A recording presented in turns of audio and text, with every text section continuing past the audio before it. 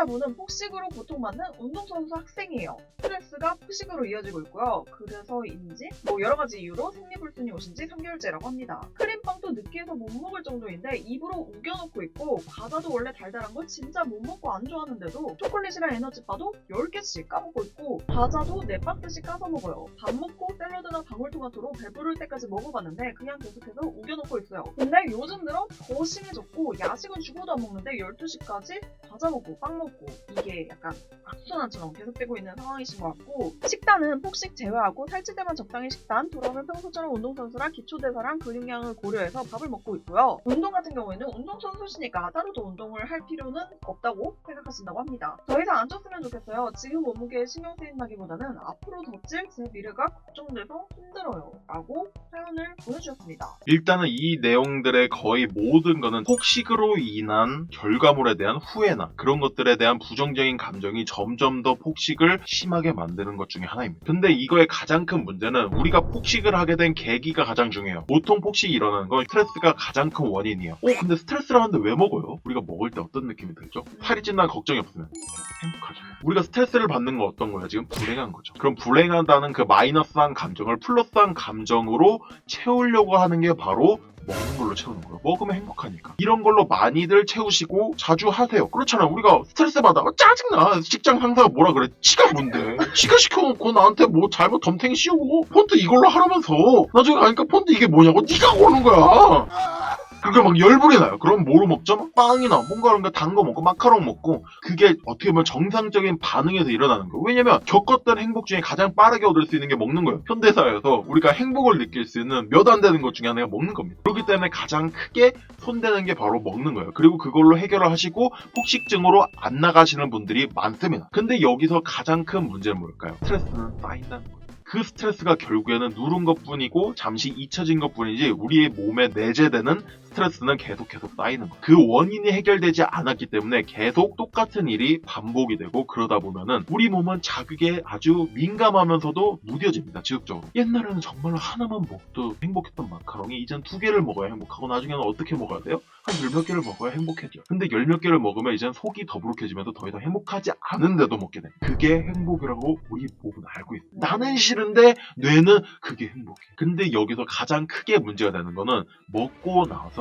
우리를 부정적으로 생각하는 게 가장 큽니다. 먹고 나면 어떤 일이 벌어졌죠? 우리가 살이 찝니다. 잠시 살이 찔 수도 있어요. 근데 이거를 빼겠다고 다이어트를 결심을 하고, 그럼 다이어트를 하면서 또 스트레스를 받아요. 스트레스를 없애려고 먹었다가 살쪄서 스트레스를 더 받고, 살 빼면서 스트레스를 더 받아요. 단시간에 스트레스가 바바박 쌓이는 거예요. 그래서 많은 분들이 원인을 생각하지 않고 약간의 과식으로 인한 체중 증가에 대한 다이어트를 하시다가 폭식으로 이어지는 게 정말 대부분입니다. 다이어트를 했기 때문에 그 스트레스가 받았을 수도 있어요. 근데 왜 우리는 다이어트를 하려고 했을까? 그게 바로 스트레스에 대한 이유라는 거예요. 그렇기 때문에 사연자분도 물론 살이 찌고 있는 게 엄청난 고민이실 수도 있어요. 근데 가장 큰 거는 폭식증을 고치고 이게 유지가 안 되게끔 하려면 이 스트레스의 원인을 찾으시는 게 맞아요. 다이어트에 관련된 게 아닐 수도 있어요, 사실. 네, 원래 우리가 스트레스의 원인을 찾지 못하더라도 그 원인을 찾는 것 자체가 중요해지는 순간이 와요. 왜냐면 그렇게 해보셔야지 나중에 진짜 중요할 때 그걸 알아차릴 수가 있어요. 진짜 뭔가 심각해질 때 알아차릴 수가 있어요. 그래도 저는 지금 살이 너무 고민이어서 그걸 생각할 겨를이 없어요. 하시면 그럼 일단 이 폭식증을 어느 정도 완화시키려는 노력들을 하셔야 되죠.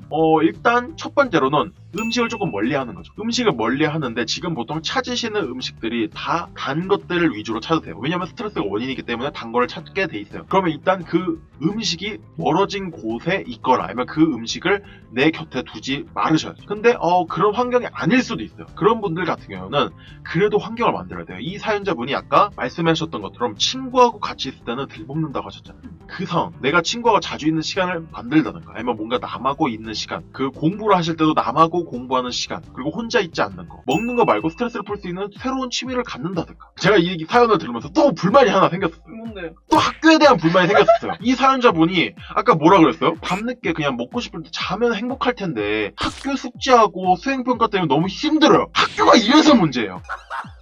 잘하는 청소년은 수면을 방해하고, 잘하는 청소년은 시간을 뺏음으로써 삶의 질을 저하는 소중한 시간을 뺏고 있는 거예요. 그 숙제가 뭐라고? 그 수행평가가 뭐라고? 대체 그 선생님은 대체 무슨 생각으로 그렇게 숙제를 많이 내주시는지 저는 잘 모르겠네요. 공부하는 게 좋을지 몰라도 숙제처럼 강제가 돼가지고 그걸 하는 건 좋은 사람은 없죠. 수행평가? 누가 당신이 뭔데 날 평가하냐고. 내 글쓰기가 내가 정말로 노벨 문학상을 받을 정도의 글인데 당신이 그 글을 내가 어떻게 판단을 하냐고. 내가 그렇게 힘들게 써가지고 보냈는데 그냥 수행평가 8점. 8점이라고?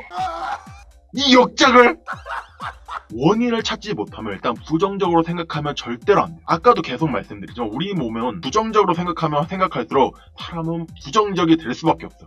물론 선생님들은 자아를 성찰하고 틀린 게 있으면 바로 잡아야 된다고. 네 자신을 알라. 맨날 감정 표현을 하시죠. 그분들의 말씀은 잘못된 걸 고치라는 거지 잘못된 걸 가지고 더한 잘못을 하라는 말은 아니에요. 제 고민으로 많은 사람들이 같이 고민해 주시는 것만으로도 기분이 좋아졌어요. 아마 운동하는 게 마음대로 잘 안 되는데 학교 수행이 거쳐서 그런가 봐요. 봐봐요. 학교 수행이 문제잖아요, 지금. 운동선수니까 식단을 마음대로 못 바꾸시는 건 이해를 합니다. 그리고 운동선수 같은 경우는 식단을 함부로 줄이면 운동 퍼포먼스에 문제가 생길 수도 있어요. 그래서 혼내시는 게 맞아요. 혼내시는 건 솔직히 안 되죠. 설득을 하셔야죠.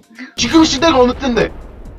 근데 정말로 진지하게 한 달간 5kg가 찌셔가지고 제가 운동에 대한 퍼포먼스나 그런 운동량이 너무 직접적으로 연관이 돼서 제가 다이어트를 하려고 합니다 라고 말씀을 하시면 어떤 코치나 감독이 그걸 말릴까요? 오히려 약간 전문가적인 입장에서 좀 도와주실 수 있겠죠? 네. 그리고 제가 좀 막말로 하자면 그분들이 사짜여도 어떻게든 살을 빼게끔 하려고 할 겁니다. 왜냐고요? 퍼포먼스가 안 나오면 시합 결과가 안 좋을 거고 시합 결과가 안 좋으면 나중에 자신의 평가가 안 좋아집니다. 그러면 자신이 잘릴 수도 있고 연봉이 줄어들 수가 있어요. 그렇기 때문에 자신의 밥그릇이 걸린 문제이기 때문에 어떻게든 상담자 분을 살을 빼게끔 만들어 주실 겁니다.